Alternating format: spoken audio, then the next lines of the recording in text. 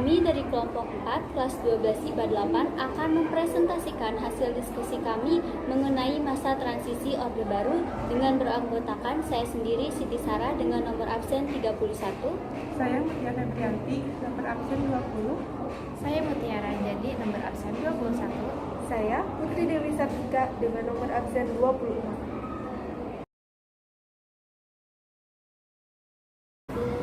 Masa transisi pergantian kekuasaan dari Orde Lama ke Orde Baru. Orde Lama ialah masa kepemimpinan Presiden pertama Indonesia, Insinyur Soekarno, sejak dekrit Presiden pada Juli 1959 sampai tahun 1966. Sedangkan Orde Baru ialah masa kepemimpinan Presiden kedua Indonesia sekaligus sebagai Presiden Indonesia terlama yang berkuasa, Jenderal Soeharto, sejak keputusan di sidang umum Majelis Permusyawaratan Rakyat Sementara, ketetapan Majelis Permusyawaratan Rakyat Sementara nomor 44 tahun 1968 pada 27 Maret 1968 sampai reformasi tahun 1998. Di antara dua masa yang sangat menarik dan juga berpengaruh pada sejarah bangsa Indonesia itu, ada sebuah masa yang sangat menarik untuk dibahas, serta penuh dengan kontroversi.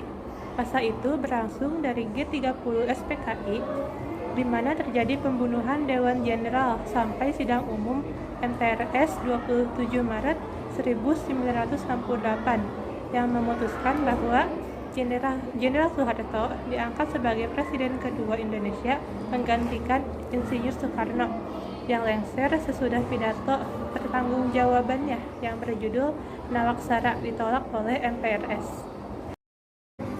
Masa ini merupakan masa transisi Indonesia di mana di masa ini terjadi pergantian kekuasaan yang disertai dengan kontroversi-kontroversi baik pro maupun kontra terhadap pengangkatan Jenderal Soeharto menjadi Presiden kedua Indonesia.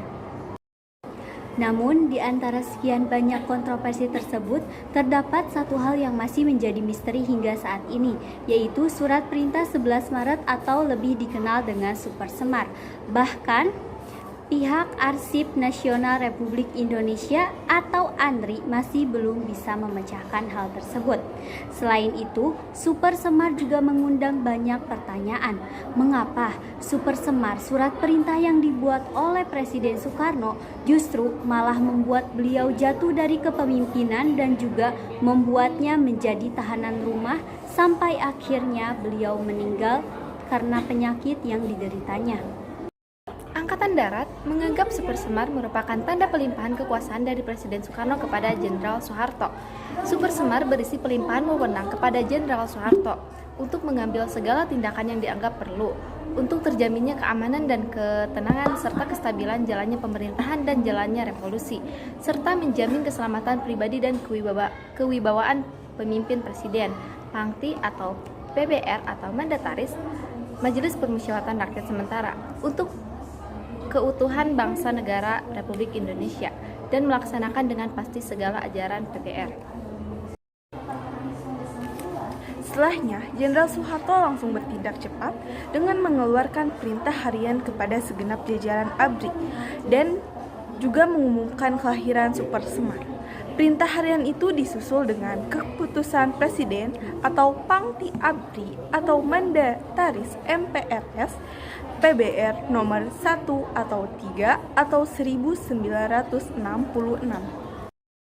Isinya adalah membubarkan PKI termasuk bagian-bagian organisasinya dari tingkat pusat sampai ke daerah, serta semua organisasi yang seasas, berlindung, bernaung di bawahnya.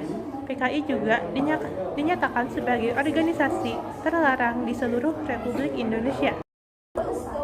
Kemudian Jenderal Soeharto melucuti MPRS sehingga tak lama kemudian Presiden Soekarno jatuh serta Orde Lama pun runtuh dan diganti oleh Orde Baru di bawah pimpinan Jenderal Soeharto yang bertahan selama 32 tahun. Cukup sekian yang dapat kami sampaikan, kurang lebihnya mohon dimaafkan. Wassalamualaikum warahmatullahi wabarakatuh.